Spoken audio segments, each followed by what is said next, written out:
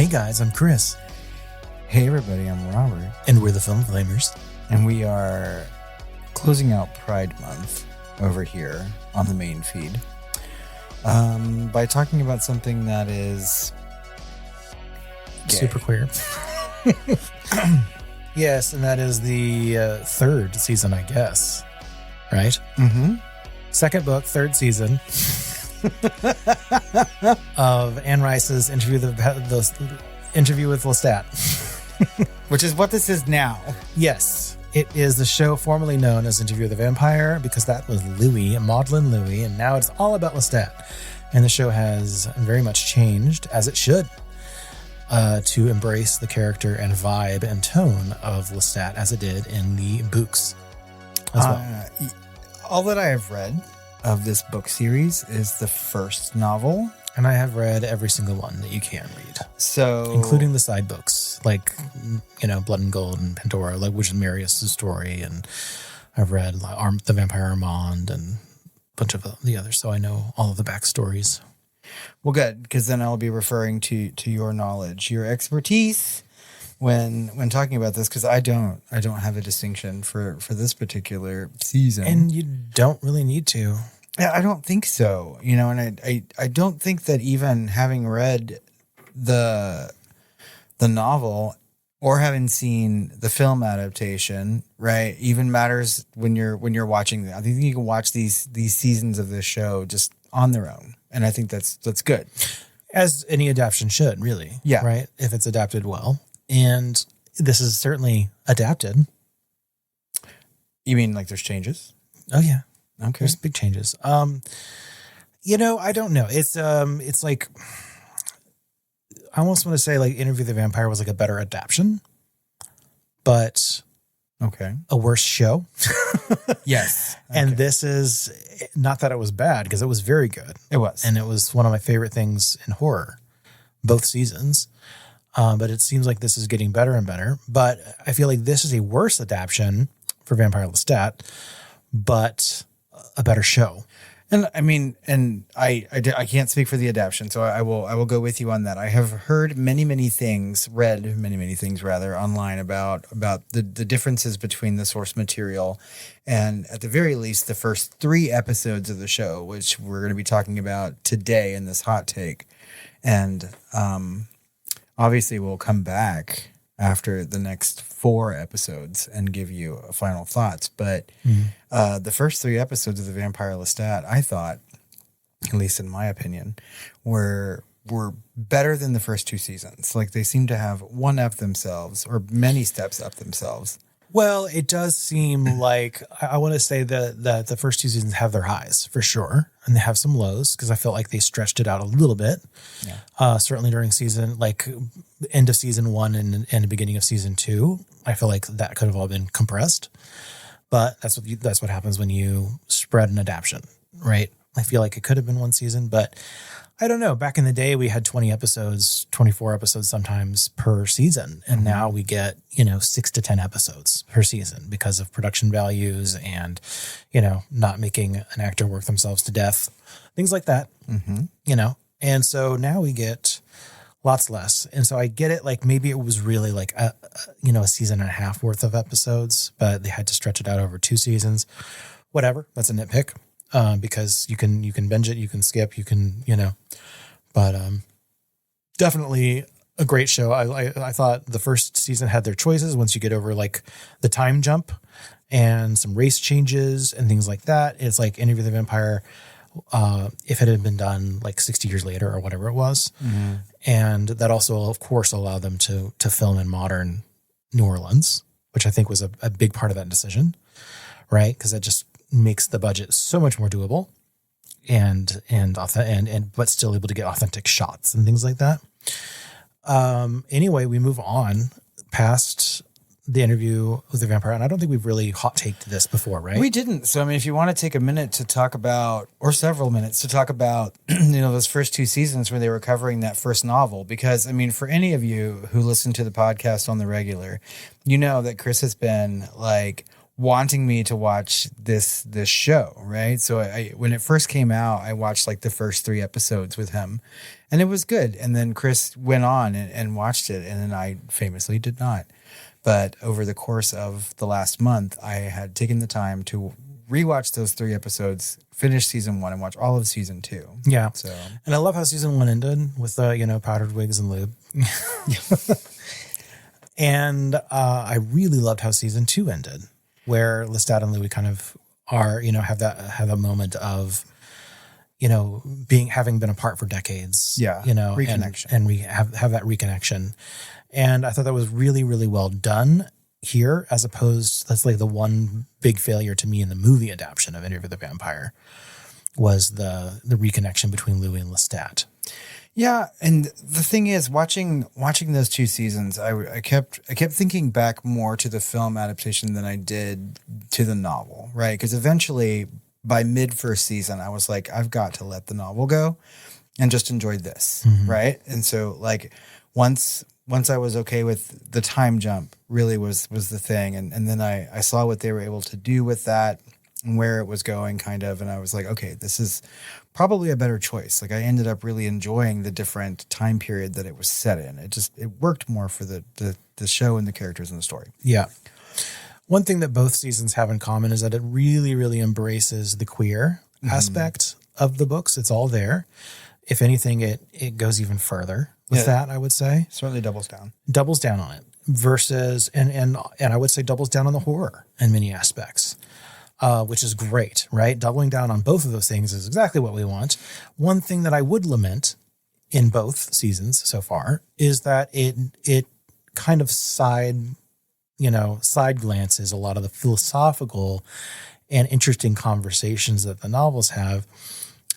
And Interview with the Vampires, they have some of that, right? And it's not in the books as much. Lestat is the one that likes to kind of wax philosophical, right? And he has all these interesting philosophical conversations with the immortals, from the ancient world in his book. And I would say Queen of the Damned and Lestat, like that, the reason why they keep getting lumped together is because they do read that way. They read like one big novel. They're one big story. It's Lestat's kind of backstory, his present, and then as he goes into the future with the disaster, right? And his backstory is fucking fascinating. He, runs into Marius, and who of course made Armand, who he had previously thought was the oldest vampire, in existence, who definitely was not at 500 years old. Lestat's being 200 something, right? Meanwhile, he also met the original vampires, the Egyptian ones, right? That we know about. He keeps saying Akasha in this, Queen Akasha or whatever. She's the original vampire. And we know that eventually that comes. She's the Queen of the Damned, right? But he, along the way, meets Marius, who is the caretaker of them, right? As they are sleeping or dormant or whatever you want to call them. And they have these big conversations philosophically about like the meaning of life, meaning of good and evil and surviving time and all of these things. And it was really, really interesting. And then, also a lot of that stuff with Nicholas, a lot of the stuff with Lestat's backstory was really, really interesting and somber and worse than Louis's backstory as far as like his family and what happened to Nicholas and what happened with his maker, right? Who was basically a vampire serial killer. Yeah. Right. Who was killing dozens of blonde-haired, blue-eyed men in his search for to make the perfect specimen vampire. And had just littered. He did not care about corpse eye, and like littered like this ancient tower in the middle of Paris with all these bodies, and kept Lestat there, and it's horrific. And they didn't really show that in this, right? And they mention Marius, they mention Armand's history, they mention the Queen, they mention all of this. They kind of footnote Nicholas. They do have an episode about Nicholas a little bit. And his fate, but they don't show his fate. They describe it. And this is Lestat, who's kind of a reluctant interviewee, right, for Eric Bogosian's character, who's now interviewing him in a documentary about his rock star lifestyle, right? And so it's like you go into all of these things. We got a big backstory with his mother a little bit, but like there's a lot missing with Nicholas. They escaped to Paris together, right, in the novels, versus in his, they could kind of like have a weird casual in the street reconnection. That's right. You know, it's kind of throwaway. And then there was like years with Nicholas, right, as a vampire, and like just didn't, like, this is like a really quick get out of the way thing. And then they turn Lestat's conversion to a vampire into an 80s music video, because that's his coping mechanism for describing it or showing it to the audience, even though in the novel, he is more than willing to spell it all out and describe it in gruesome detail, because that's how his ego works. But in this, they're trying to make him, I don't know, a little bit like try and narrate his own past through like a lens of like his ego as far as like being a rock star and being a showman and all these other things. And it's not quite working as far as the adaptation. I think it works on the screen really well, right? But there is a huge horror beat missing from him being made into a vampire, more so than the way that I know of anyone else being made into a vampire, except for the originals. I think one of the most interesting things about all 3 seasons so far, right, is that, at least to me, is that there's a very definite change in narrator and narrator style, right? And so like we're fed, and there is in the books too. Yeah, we're fed in, and I think we were talking about this last night after we finished, that last episode.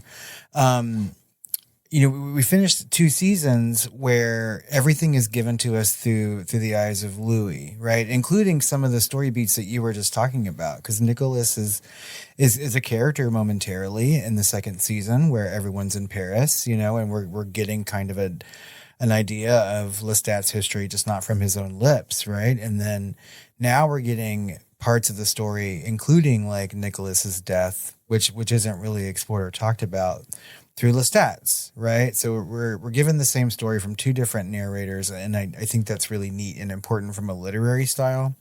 But like the conversations about like philosophy and the things that you were just talking about, I feel like work well in the written word, right? And are sometimes hard to convey in a plot in like film or television. That's not to say they may not touch on these things at some point later on, but I feel like you're correct. Like it's all very light on the philosophy. Sometimes I feel like even the film had a little bit more of a touch about like life and death than this one really does. Yes. Yeah. Well, that's Louis' arc, right? Yeah. He is, reluctant, a reluctant killer, because he still sees value in humanity and everything, right? And he does not embrace the monster and blah, blah, blah, right? And so Lestat has, and that's that conflict of that book. But Lestat has fully embraced, vampire TM, Yeah. I am the vampire, and all of that ego and everything else. And that's awesome to see. And the writing is just top notch this season. Like the dialogue is next level, like It's Lion so and good. Winter level, like quippy, amazing stuff. Like just, I could watch it a whole nother time and probably get stuff that I missed, because it's just a mile a minute of really good writing. And I kind of want to look up, like, did the writing stuff change, or did they just get let loose because they're writing from a new, perspective, or was there so much pressure? Because I know they had to basically produce an album essentially to do this season, and they really pulled out all the stops, and the music's really good too. I really enjoyed this. The production, you cannot, the production of this is great, but there is a history and almost like a Buffy-like quality, a poppy kind of teeny bopper horror movie of the week type of quality to the backstory that they gave him. Like there's a lot of trauma and abuse and tragedy and starvation and disease and everything else that's going on in his human life. And like they really made it kind of Muppety, just super Muppety with his, like, the life he had with his family. And so it's like the adaptation is just like breakneck speed at this point.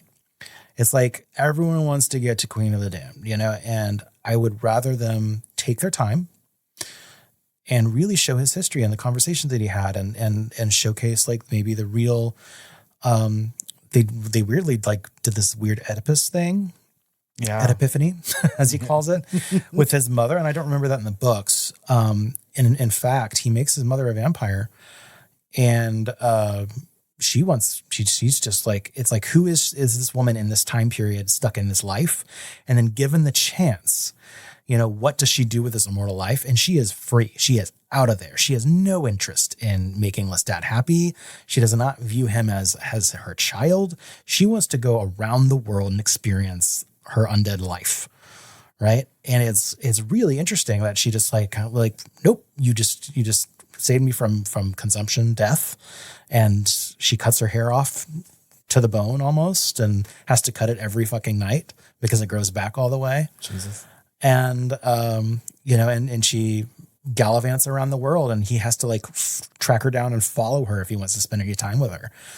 Right. And that part of it was missing.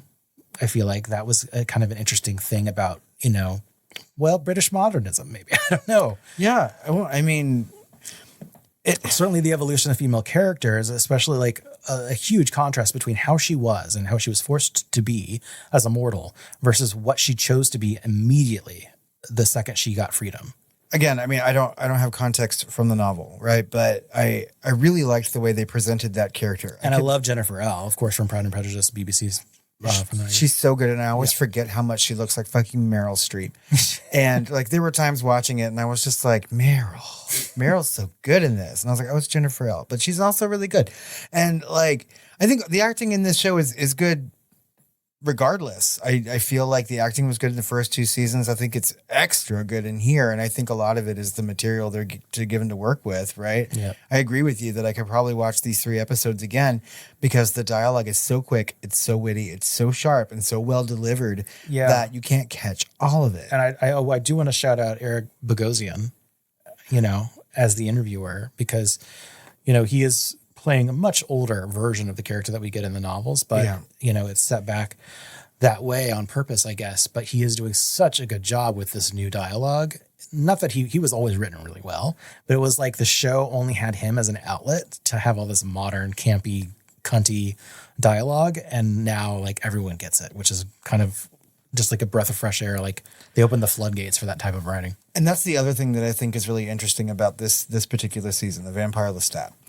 And I think it's why maybe they're sort of like glossing over Lestat's history. Either they're going to come back and show things again or explore more in the upcoming episodes, or they're taking the moment to have something that's very, very modern after having 2 seasons of being stuck in the past, right?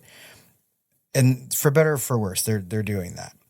And I don't think that it's really bad. Like I like having this very modern show after seeing so much history. Like every single episode is like the narration of someone's life. And this is like, yeah, I have a past, but this is my life now. And I think you sort of touched on that too. Like they're dealing with this more as like Lestat as a rock star and his response to the book Interview with the Vampire in this show, right? Than it is dealing with his history. It shows that he had trauma. He had to like tell the story through that music video. And for a second, I thought it was a music video that he had made that they were showing us of him getting, turned by Magnus or whatever. And they showed some interesting shots, and there was like some music where that character Magnus was talking, and he looks like such a fucking darkness, emo, like Victorian emo, kind of weird, like, almost Frankenstein-ish kind of character. And then later, like he tells that story and with a twist. And then later he actually he starts hallucinating and has to deal with his trauma. You see the city kind of crumbling behind him, which I thought was like a Queen of the Damned foreshadowing thing, but that didn't quite work visually, because then you see the city fine later and like, oh, that was part of his hallucination of his facade literally crumbling around the trauma that he had. And then he goes later back straight after his car accident because he's hallucinating in the car. He has a car accident, he wrecks the car, it's on fire, and then he goes straight to the stage to his show. And kind of we show that is his therapy, right? And he sees him in the audience, and he sees everyone that he's dealt with in the audience, and it kind of comes full circle, but it was a rocky go at it. And they did have that. You're right. They had that music video moment where even Magnus is like mouthing the words to the song, right? Yeah. Very music video style. And I really appreciated that approach, though. I'm like, okay, Let's lean into the musical a little bit, because now we've heard like 3 songs, right? And everything is coming from Lestat. These are his words, his poetry, right? And there's a lot of stuff within it. And I would kind of rather see his backstory done that way, very musical-esque, you know, where we're getting everything through the songs. And I realize that can be, I don't know the word I'm looking for, but like hard to do. But it worked for me. It really worked for me. Oh, it really worked. Like, that's why I say it's a worse adaptation, but a better show. Mm-hmm. Like, I really, something in my soul hurts because I really miss that. That was an amazing horror beat in my memory of Magnus terrorizing this guy and really traumatizing him. And he becomes a vampire. First thing he does is turn his mother, right? When he figures out who he is, he doesn't have any answers because Magnus literally lights himself on fire and dies as soon as he successfully becomes a vampire, right? His life work is complete. So he goes and meets his mother, and they come to Paris to, you know, he wants to show her the life as a vampire. They're living in Magnus's tower still. Like, they have no idea what else to do. And then they think they're the king and queen of the world, basically. They think they're immortal and that they're the creatures of the night and everything. And then Armand comes into the picture. And then they learn that they can still experience horror as vampires. And that was an important lesson at almost like a level up, because Armand is very old compared to them at that point and is literally like terrorizing the shit out of them and can do things they couldn't even fathom or dream of or are capable of yet as fledgling vampires. And he stalks them and just toys with them and plays with them. He eventually beats the ever-living shit out of Lestat, and they don't know really what to do, and they're kind of forced into this, you know. Gabrielle escapes. He goes and joins this forcefully, that coven under the ground, and that's when they eventually come around, and Lestat forms the Theater of Vampires and puts Armand in charge and escapes that way.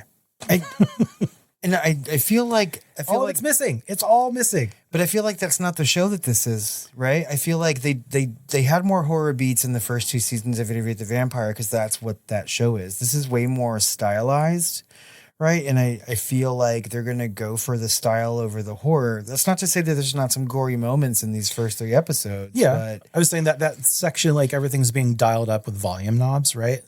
In this other area, but this other area, the horror beats of it all, you know, they have visual horror for sure, right? But horror vibes, that's almost completely missing this season. Yeah, which is fine, you know. But I'm just saying that's missing from the adaptation. The adaptation did it so well. There's such good horror moments where you're legit afraid of Armand before you know who that character is. You're legit afraid of Magnus and what they're capable of and what they do. And all of that's kind of missing there. And it's such a rich tapestry of a history and of trauma and horror, real horror, that they've kind of glossed over or missed completely.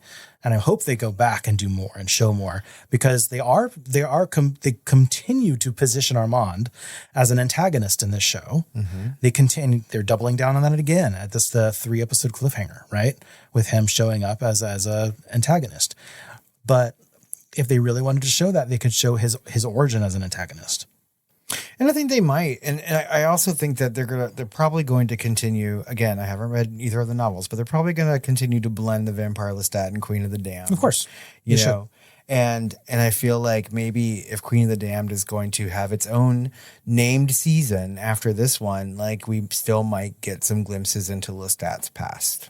You know. So I mean, I feel like at this stage of the game, like, anything is kind of possible. Sure. How many episodes is this? You said 6 or 8? 7. 7. There's 7 total. So we have 4 more to go before the next hot take. So given the 3 episodes that we've watched so far, though, I mean, like, obviously you're enjoying the show, but are you not liking the changes so much that it's sort of taking you out of it? No, it's just kind of, I'm happy that it's as good as it is and the writing is as good as it is, but I'm also depressed at the same time that we're not getting the backstory and the horror beats. It's so weird. It's like they're like zooming in on all the window dressing, you know, of this book and the story and making it look amazing and doing the writing of it really well. But the meat of it, they're just like letting kind of be in the background. And, it's such a weird perspective shift from an adaptation standpoint that it works for the vibe of the show, but it misses the mark for an adaptation. But it's like, how much do I care when it's this good? It's really hard emotionally to pick an emotion, Well, I mean, so you like the show, but you have a wish list. Yeah. Essentially, Yeah. And they've already I'm afraid that they've already moved past it too far to really give us more of a pure backstory for some of these things. To give us real horror beats to this stuff. It's just so they can do more Rocky Horror fucking vibe, But I was going to say, I'm very glad that I haven't read these novels. I'm glad that I have you to answer my questions and fill in holes and tell me the differences, right? But I feel like I would sort of wallow in the missing parts like I did for season 1 of Year of the Vampire. Season 2, I liked so much better because I finally just let it go. But one of the things I'm a little paranoid about for the future of the show is franchise fatigue, as far as that's the wrong word. Not franchise fatigue from the public, but franchise fatigue from inside of itself. Yeah. Right. So let's say X-Men. X-Men was made. Ian McKellen was Magneto. Very popular, right? Now Ian McKellen as Magneto has to be in every fucking X-Men film. Okay. Wolverine has to be the star of every X-Men film because it's just, that's repeating, we want to make the money that we made the first time. And so they keep doing that ad nauseum, right? And so guess what? Louis was not in The Vampire Lestat or Queen of the Damned very much at all. Maybe he had a bit scene where after Lestat has the whole thing, Queen of the Damned is happening, and they have a reunion and it's sweet, right? But there's not a big thing. Louis does not have his own shit going on. We don't follow Louis at all in these books, but because he was in the first 2 seasons, and because the audience wants it probably, and it's part of the show, it's like they can't do that.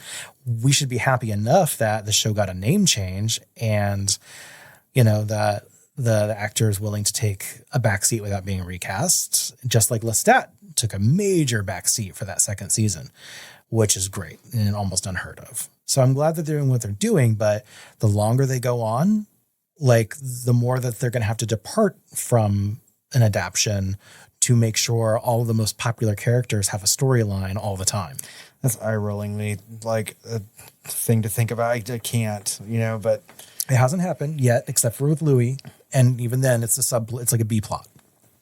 Yeah. And I'm kind of tired of seeing Louis. I'd rather them leave him alone, he had his fucking moment and I'm like, and now they're bringing Claudia back, the actress at least. Yeah. And I'm kind of interested to see where that goes. I'm not. But she does come back in the books, right? She does, but as a fucking ghost, and we don't even know if it was really her.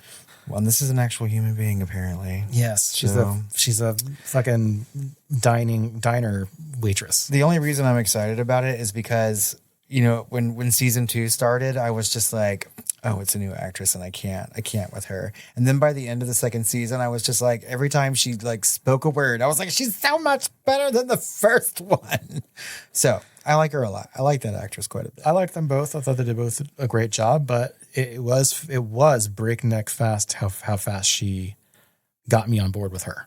Oh, it was one episode, and I was like, okay, I'm completely on board with this actress. She's such a good actress. I mean, there were changes, obviously, in the way that they sound and speak and accent and stuff. And I was just like, but I don't know. I loved her by the end of it.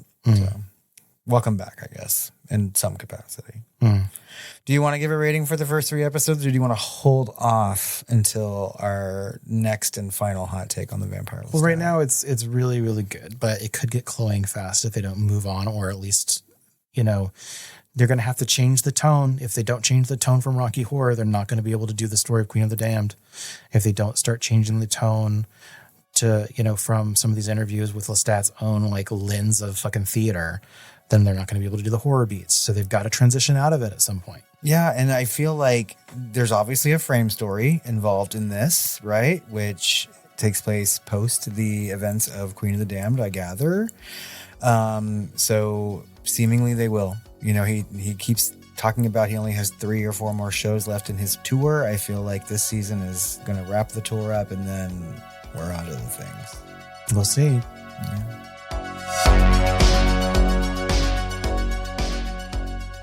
Well, I think that just about wraps up Hot Take Part 1 for the Vampire Lestat. Like Chris said, if you have not watched these episodes, or if you haven't watched the first 2 seasons, go and do so. Finish out Pride Month by watching one of the best gay, queer, horror series, or series in general, I think that you can watch, right now. So go and do that, and then we will be back to talk about the last 4 episodes. That's right. That's probably not going to happen until late July or early August, right? That's right. So we'll be ending in July. So probably look for the beginning of August for the rest of this hot take. Yeah. At this point, I think the next things that you have to look forward to from us would be, our quarterly Shooting the Flames, and mayhaps a hot take on the next Evil Dead movie. Mm-hmm. Yeah. And other surprises coming out for you in July. So Chris is right. Shooting the Flames is coming up, guys. So get your comments and questions in now for that. Go find us on social media at The Film Flamers, on Facebook, on Instagram, on Threads, on Blue Sky, all the places. You can email us at tiredqueens@filmflamers.com or call our hotline at 972-666-7733. That's right. We'll play that on Shooting the Flames too. Well, Chris. Well, Robert. I think it's time for me to go and write my own life as a rock opera. I'm going to go crawl in my coffin and write black ink on black paper and sheer blackness in my coffin. write poetry about with madness. black ink on black paper As a Victorian emo. Maybe that will bring you some sweet dreams.